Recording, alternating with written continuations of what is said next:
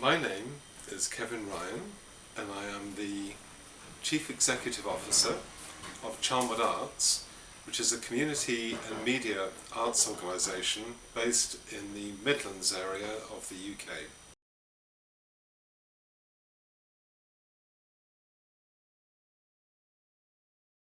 I'm more organising things behind the scenes, studying, researching, looking at where the next opportunities are for us as an organisation. Supporting, we have a voluntary management committee, so we have professional staff, but the people that own the organisation, if you like, are volunteers. And so they're called trustees, and so I work to support the trustees. I work to support the other staff, so I have project managers who develop particular projects. I still do some work around design, and then occasionally, usually once or twice a year, I manage to get more deeply involved in actually delivering a project. But it tends to be at the level of a more detailed planning.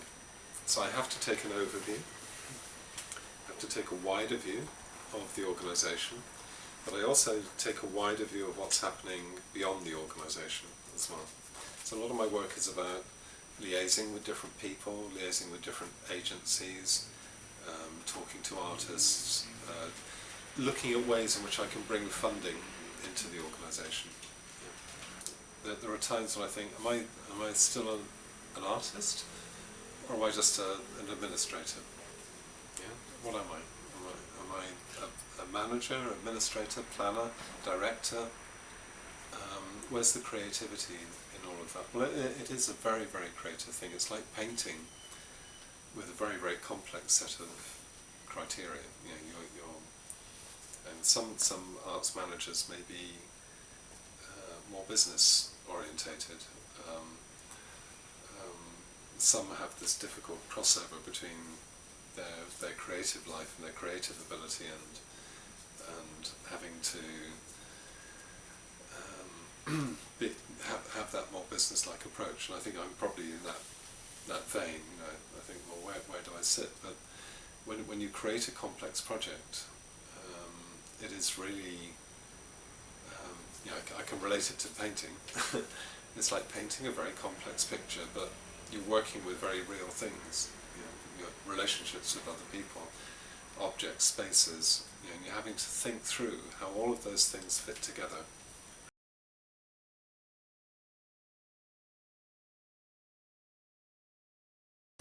We are, in one sense, we are a social arts organisation, so we have engaged in many, many projects where perhaps a government agency or a group of people want to do something particular. They want to talk about a situation that they might be in. I need to give you some examples, maybe. We work with young refugees and asylum seekers for about 8 years now, and at various times they've wanted to produce a film or make a book to tell their stories so that a wider range of people understand what their life is and what the situation is. We work with a group of residents who want a park in their area. They want to develop a park. The local government wants to build a factory, you know, or a showroom for cars, or and what they want is a park in that same space. So we worked with them for maybe 8 years, developing those ideas, doing projects that kept alive that dream that that area would develop in the way they wanted it to, rather than the commercial way in which it could develop. We work regularly. We run 2 mental health groups for people. So people with mental health problems come to us every week. We run regular workshops for children. So arts workshops where different artists comes in every week and does that. We have developed work for supporting writers from immigrant communities who live in our country.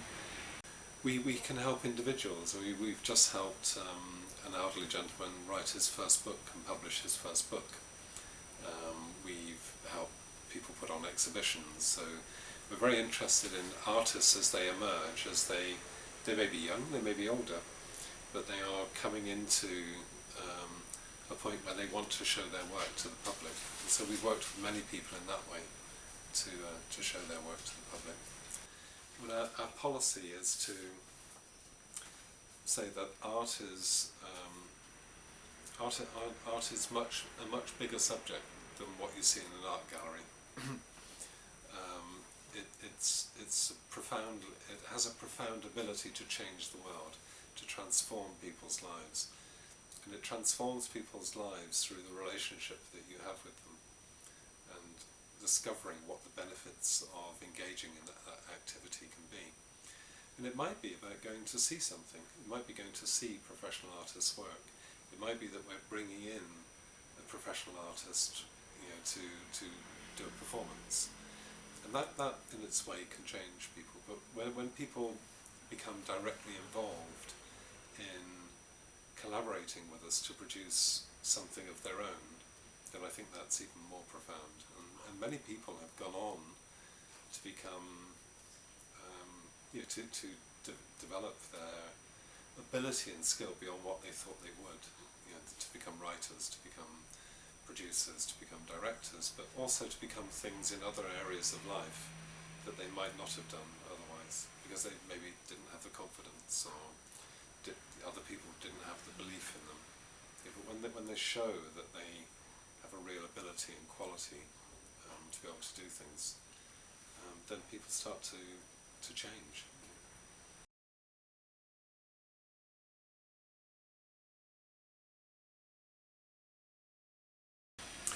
Charnwood Arts is the two main sources of income currently, supported by Arts Council England, so we're known as a national portfolio organisation, which means that we have to prove ourselves every 3 years that the work that we do is of a particular quality. And the Arts Council of England, which is funded by central government, makes an allotment grant for us, and that's for 3 years. The local government, Charnwood Borough Council, also makes an allotment for us, and they work with the Arts Council to work out how much money that will be. So we have a core funding base. Until this year, until the recession in the UK, we also had a very big funder in the County Council. So the District Council is called Charnwood Arts, the county is Leicester. They funded us very, very well for our project working with young people who are having difficulties at school, who are maybe starting to commit small crimes. But that work has now been, we've lost all of the funding for that work currently, because even their own services are being cut back. England is not in a very good financial situation at the moment. So we tended to have core funding from local and central government. We then work with other agencies, so projects may be funded by non-arts agencies like the police, the health service, ambulance service, education, social services, or many different sources of income where we work with people collaboratively to create some social benefit through the arts. Another source of funding for us has been to work closely with universities. So we've worked with something called the Arts and Humanities Research Council to undertake.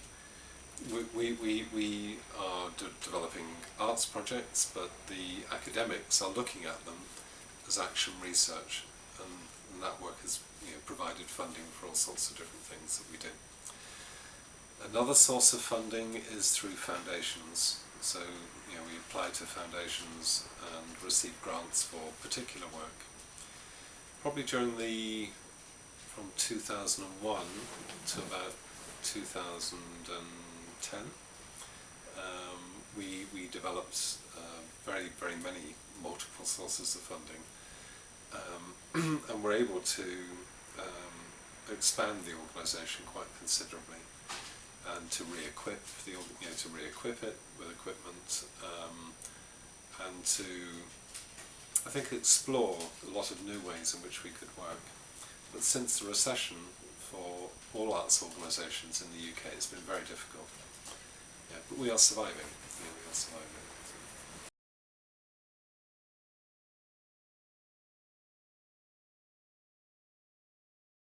The other thing that we, I suppose, have achieved is how much we can achieve without money. Once we have that security of core funding, we have that security of core staff and know that they are going to be there for a period of time, we can do all sorts of things that don't require additional money. So how we work in partnership with other people. We have many partners, and we analysing it over a 5-year period. A few years ago, we found we'd worked with 500 different partners, agencies, organisations during that period of time. It's a lot of relationships, but it makes things happen. It makes things happen. So, if we want to use a theatre, there's usually no cost, and the staff will help us. Or if we want to work with a school or a community organisation, other people locally will contribute money, or their time, or equipment, or their space to that. So Charnwood Arts is not just a single organisation, it's really a big network of people.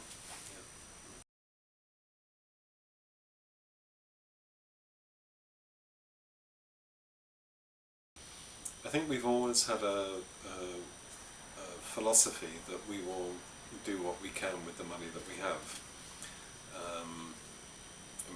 My trustees are currently, because my trustees have changed many times since I've worked there. I've worked there for over 20 years. So, but the trustees can vary. At the moment, my trustees are more concerned that we take a slightly more business-like approach, and that we spend more time fundraising. Whereas my motivation is probably more towards doing things, to actually doing the work and engaging with people. And when you're active in that way, people want to work with us. People have always wanted to work with us. So I think, in one sense, the money is not enough,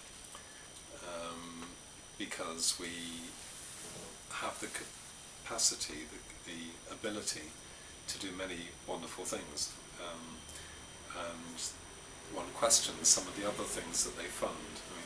The work we were doing with young people at risk of offending was probably 1/3 of what it would cost the local government to do it themselves. 1/3. But our success rate was better than their success rate. So it doesn't make sense to stop giving us the money. But when you have people who are employed within local authorities, local government, their jobs are more secure, their situation is more secure, and perhaps they do the job. They do the job and they go home. Whereas I think in an organisation like ours, not everybody does that. The commitment, the interest is much higher than that. So we are committed to doing the work. Money enables us to do things, but without money we are not completely disabled. So it's kind of important, of course, but it's not the only thing. It's not the only thing to think about. Without the Arts Council money, and without the local government money, we would have to question whether Charnwood Arts would survive. We would have to question that. It may become something much smaller and community-based again, and voluntarily based, if the interest is there. But I think over the years we've also stimulated a lot of interest, and other things have been created, other groups and organisations have been created because of the fact that the organisation was there. So, the impact will carry on beyond.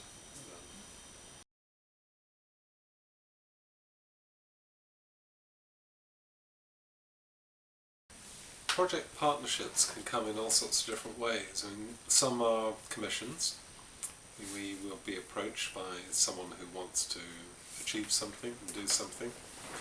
That may be an agency, like an official agency, and they usually come with money.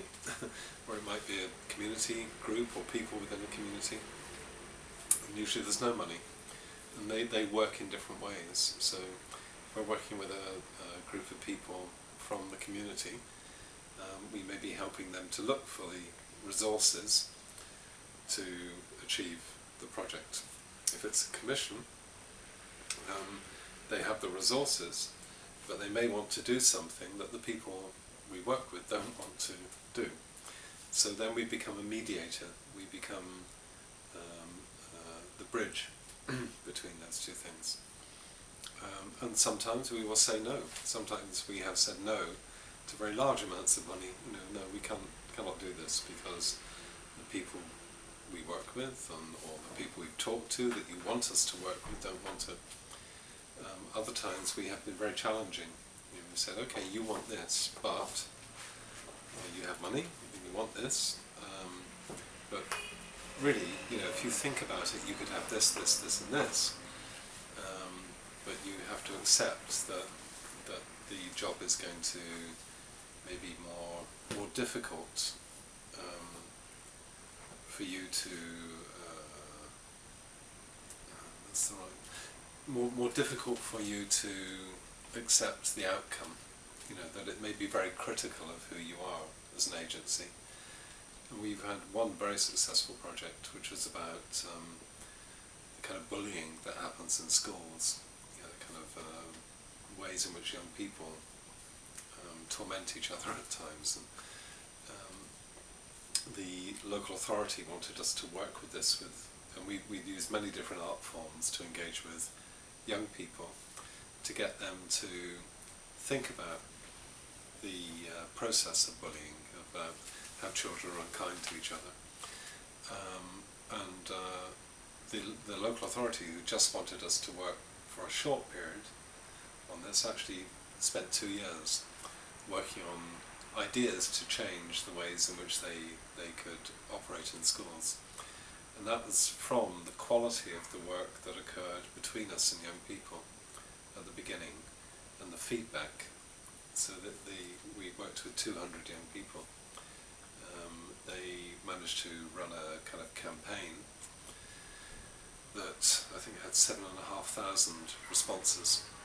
So people writing in about their experiences and writing in about how things should change. So it's a very successful campaign. It came out of doing sculpture, dance, writing, drama, visual arts, making things. And in all of those activities, as the children are doing these activities, we're talking to them about the issues. So we're using the art as a vehicle to form a relationship to talk about those issues. There's a project that we did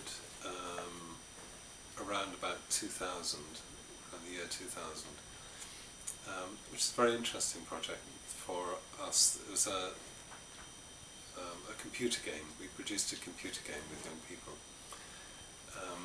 The funding was largely through something called the Prince's Trust, Prince of Wales Trust, and police funding. Now, the group of young people we worked with were not the easiest group of young people at times to work with. And the youth workers and the police, specialist police worker, often worked with the group to manage things around behaviour. Our job was to stimulate them creatively, to support them creatively,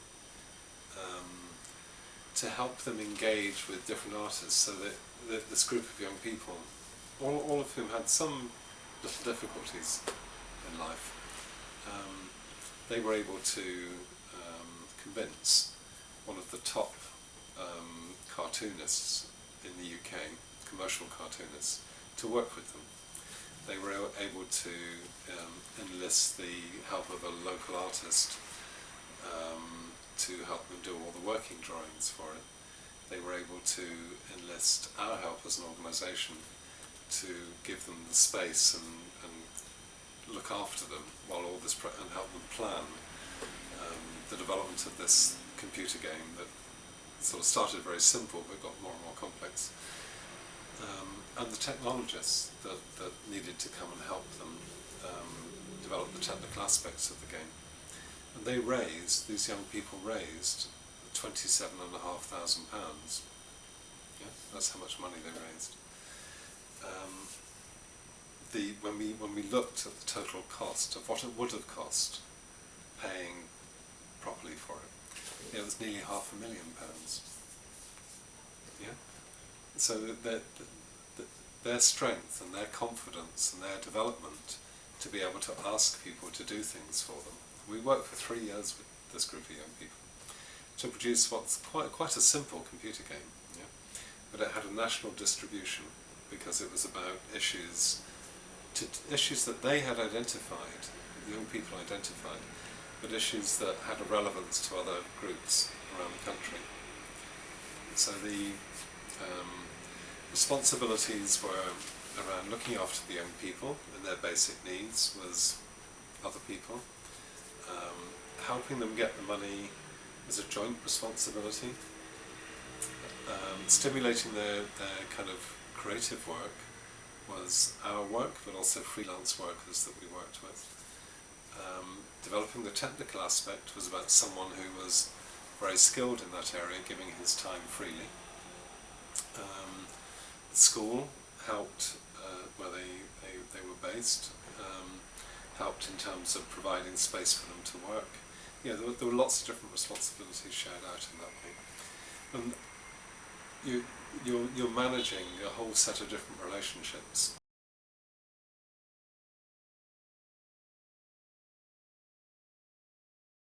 And it's got 5 stages to it. The first stage is vision. Whose idea is it? Does it come from a group of people? Does it come from people with money who want us to do something? And you know, where do we fit in the middle? Where do we have that conversation both ways with both groups to enable something to happen? If the vision is coming from the community, we help them to form a framework or a plan. Sometimes we bring the vision ourselves as an organisation. We want to stimulate something, so we might take the idea to the authority, we might take an idea to the community, but it's a kind of flexibility. We always look, the vision is a big idea of where things might go and creates a framework, but we're kind of really interested in how that framework can be changed by interaction with people. After that, there's a period of the artistic process. It's about playing, it's about inventing, it's about developing experimentation, innovation. It's about collecting, researching. So it's the process that artists go through to create their work. Third stage is about how that work is then edited into something that you can actually achieve, how you can design something that will come out of all of that creative activity, all of that creative play, but then hone itself down into something that can be produced. Fourth stage is about producing, about making something. And the fifth stage is about distribution. It's about what you decide to do with it.